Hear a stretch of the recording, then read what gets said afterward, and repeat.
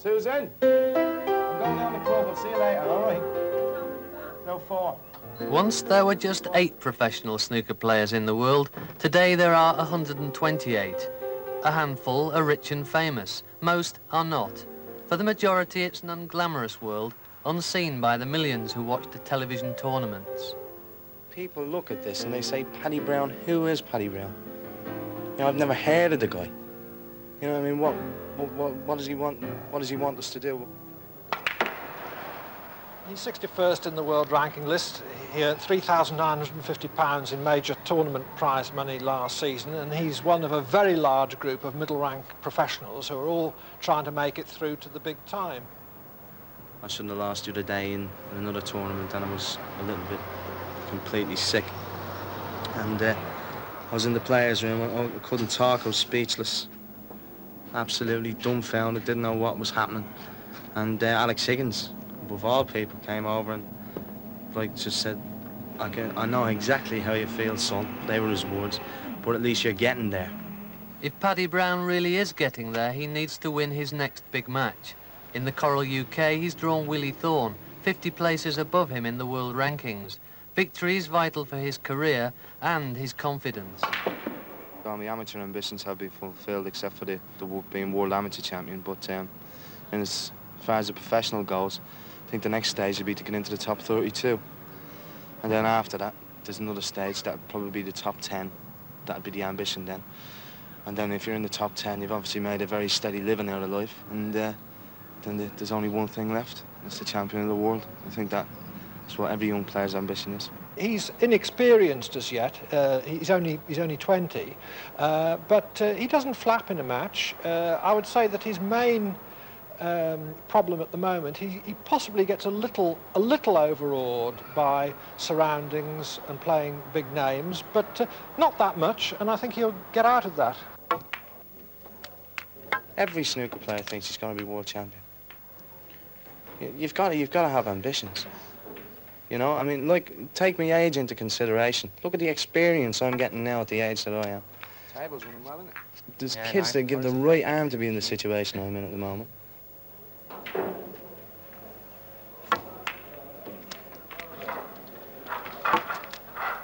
I'm sponsored by a North Manchester wholesale company, and they pay me a weekly wage of £200 a week, which accommodates for practicing, travelling, different things. I pay all the expenses myself. Now, the prize money that I win, everything up to my salary, is taken back by the company, and then they take 25% of whatever goes over that amount. Paddy's sponsorship deal is the envy of other floundering professionals. For a year, he's been cushioned from defeat, but in February, his backers pull out. After that, what he earns is what he can win. Obviously, people do think that, you know, every professional has a fast car and earns a lot of money, but in some cases, it's the complete opposite. The money I've earned in the last 4 years is less than £4,000, which is less than £2,000 a year.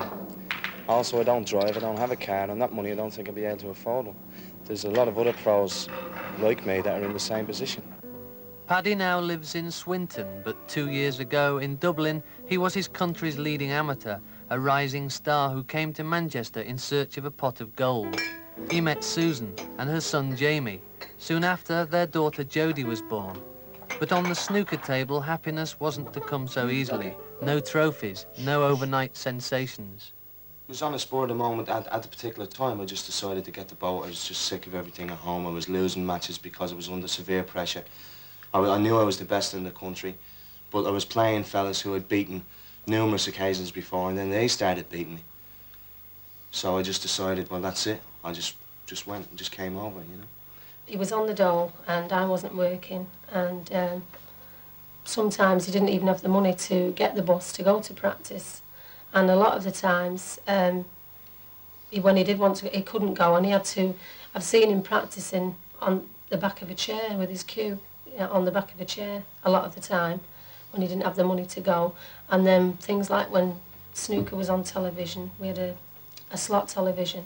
We didn't even have the money a lot of the time to put in the television to watch it. And he would get very down quite a bit. And it would cause quite a lot of friction between us. because of this. At one point, he was going to give it up. It was getting that bad. When was that, Paddy? Oh, I think it was about 12 months ago. About 14 months ago. I mean, the thing was that I felt I didn't feel like a pro, to be honest, financially. Or, I mean, going to matches, I mean, I didn't feel right, you know. I hadn't got a suit, I couldn't afford a suit, to be honest. You know, different players, in fact, I've heard a couple of them actually making a joke, really, here and there, and that didn't upset me at the time, because normally they think I'm a pretty cheerful bloke, but it's when you go home, when you think about it. Okay, I mean, it's hard enough winning now, the pressures that are in the game. Qualifying matches is so difficult, but, I mean, when you're not dressed for the occasion either, I mean, that obviously gives the other guy a start straight away. Good evening, ladies and gentlemen. Welcome to the Norman Snooker Club at Bury. We have here tonight a challenge match, best of 5 frames for £200 between Paddy Browne and Tony Caney. Paddy Browne won the toss and will break. The week before his big game with Willie Thorne, Paddy plays another Manchester professional for money over 5 frames.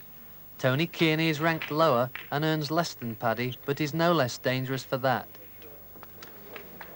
For both players, exhibitions and money matches like this flesh out the lean months between major tournaments. Tony Caney. We've got 7 tournaments a year. There's 6 of them world ranking, and the other one's the world doubles. 6. And you've got to win your 7. match to get X amount of pounds.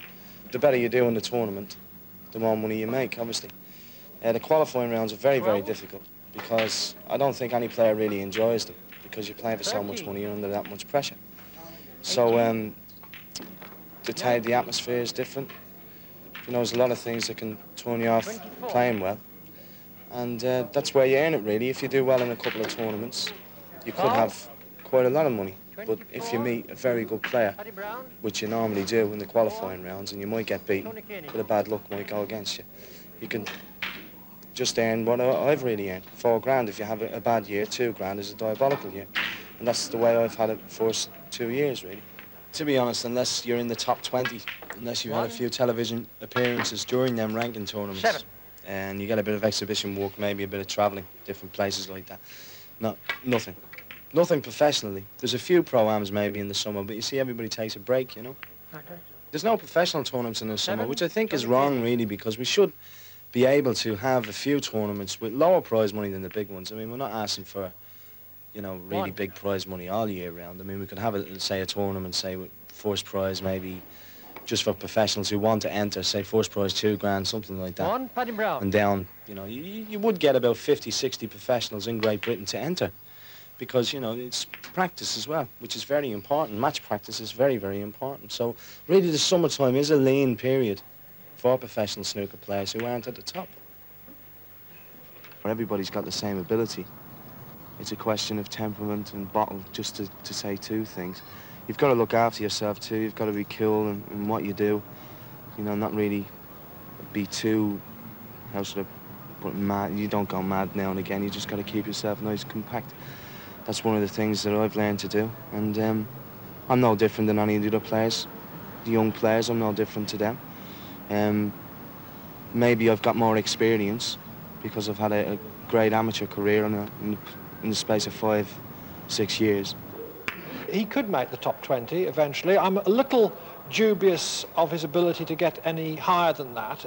He's got a very sound technique, practices hard, he's a very dedicated young professional in every way. I would say that he hasn't really revealed yet the flair that you need to get higher than the top 20, but top 20 is a pretty substantial achievement for anybody.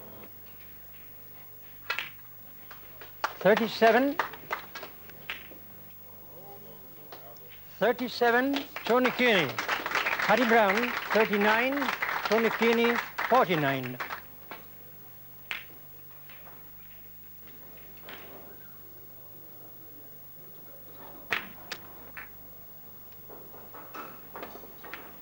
All players with equal ability, but on the night, Tony Kearney is more equal than Paddy. In the 5th frame, Paddy needs all the colours to win. 5.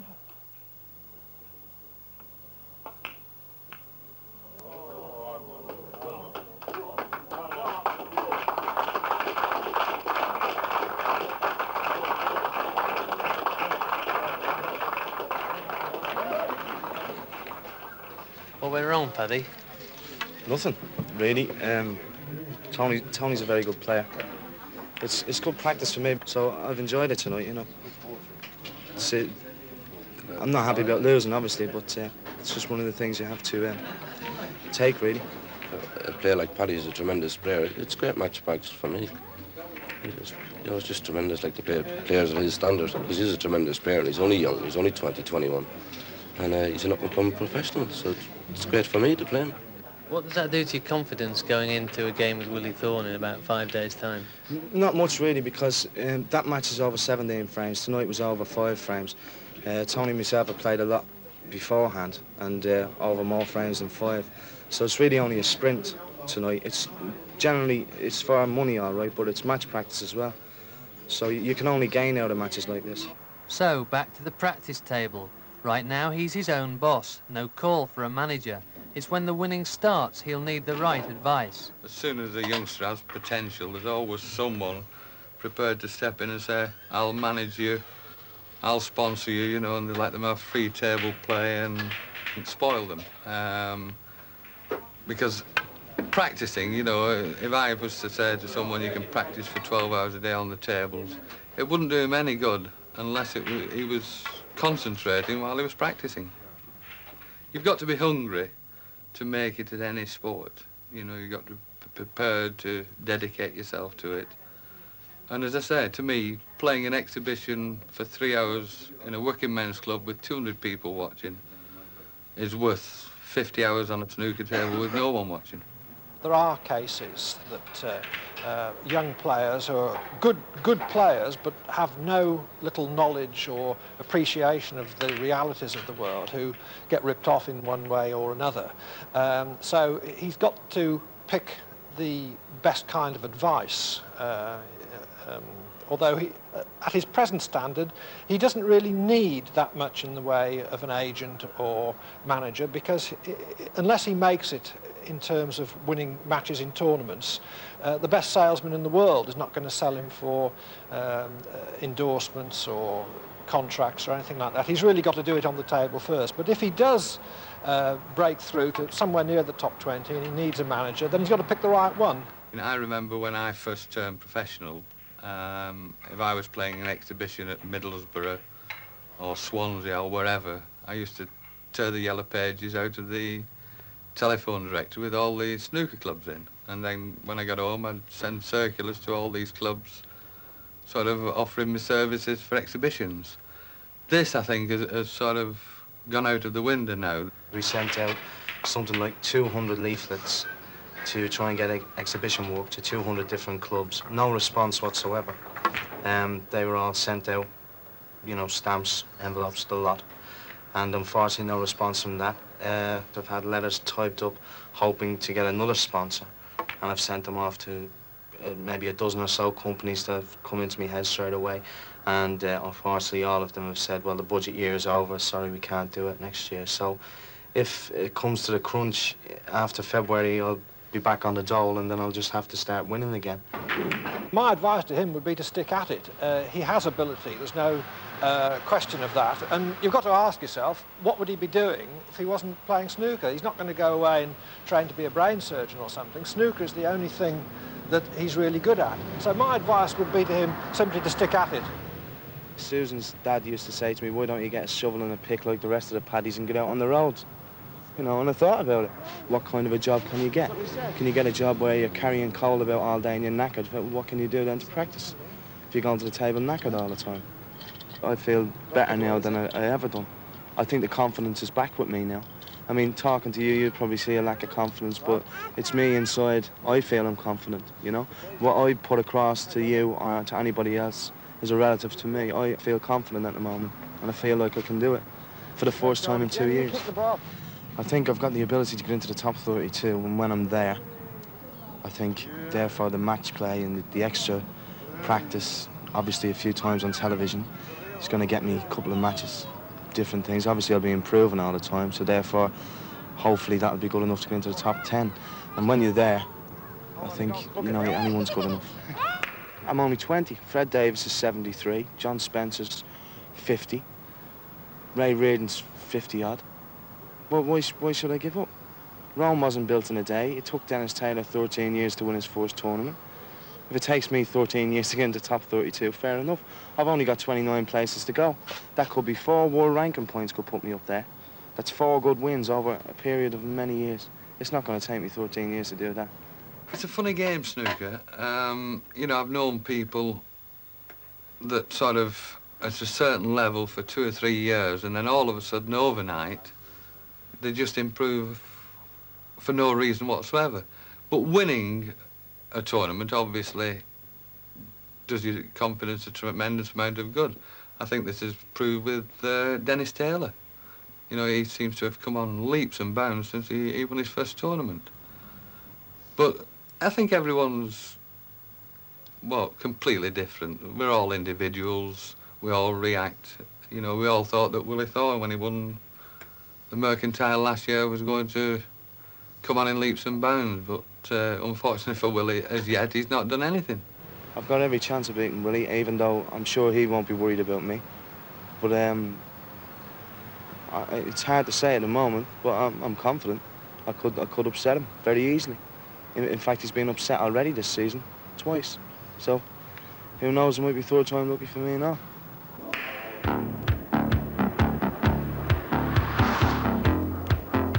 Sunday morning, November the 17th. The clash with Willie Thorne is less than 2 hours away. Morning.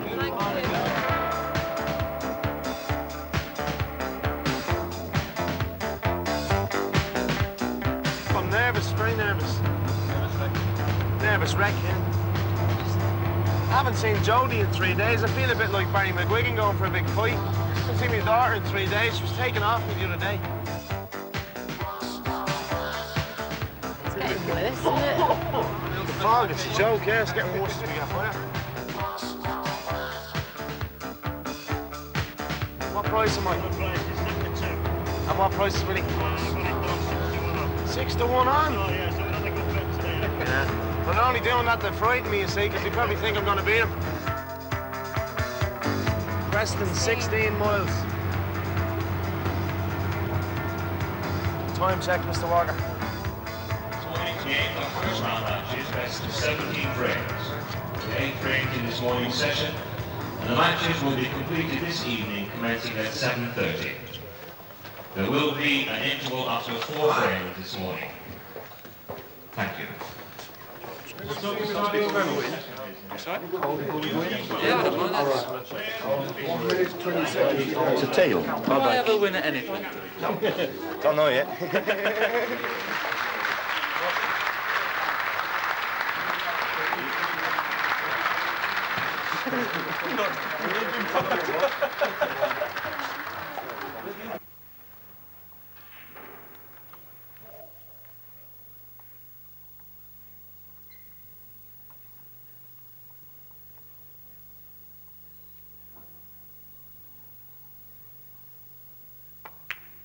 For the Browne camp, it is an unhappy morning. By the 6th frame, Paddy is trailing 4-1, and Willie is playing ominously well. 1.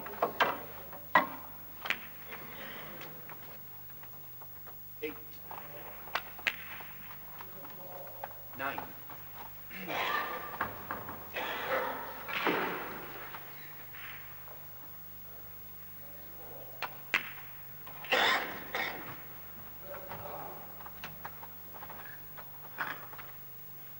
16.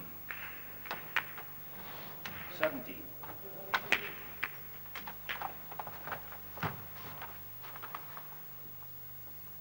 24.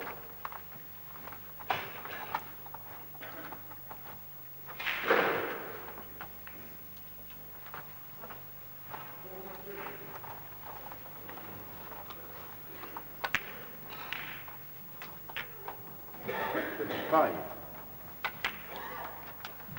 30. It must be one of the hardest ways to make a living, really, because you're just on your own, and I'm sitting there and I'm wishing that the other one would trip up or something like that. It sounds terrible, but I feel physically sick. But I'll give anything, you know, practically for him to do well and win it. 46. It's a cruel game. 47. That, I think cruel is the word. It's a really cruel game because, you know, you get no favours whatsoever. Sometimes things can go against you. Sometimes things can go with you. You can feel really angry. You can feel sick, you know. You can feel as though you want the ground to open up and swallow you. Or else, if you take the right attitude in certain respects, you can just grin and bear it because it hardens you up. Because you probably won't make the same mistake again. 61.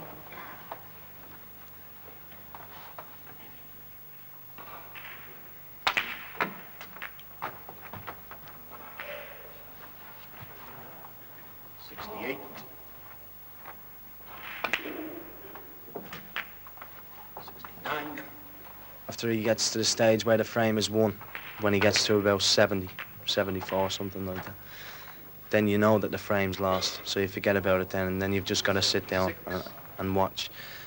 It's not so agonising after that, when you know that the frame's won. But watching him, it's sickening. Absolutely nothing you can do. 84. 85.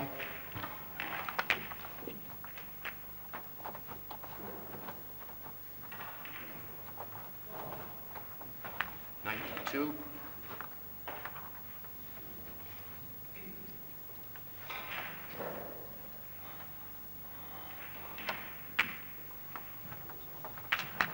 93.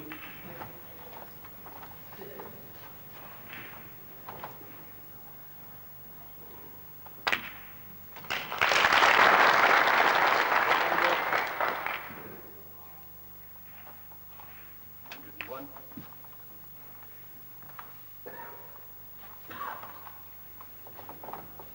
There's nothing you can do. You can sit down. You might as well be in, if you're playing in Preston, you might as well be back in Manchester.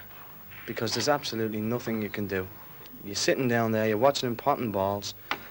You're hoping every time he hits one that he's going to miss. But then eventually, you know, there's nothing you can do. Absolutely, just sitting there, there's absolutely nothing you can do.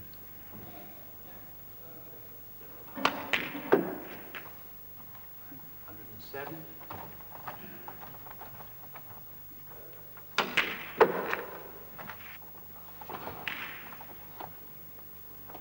113.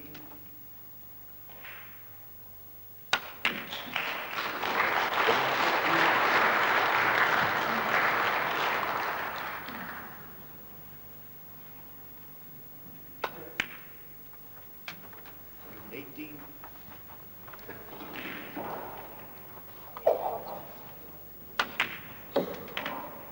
122. 27. 133.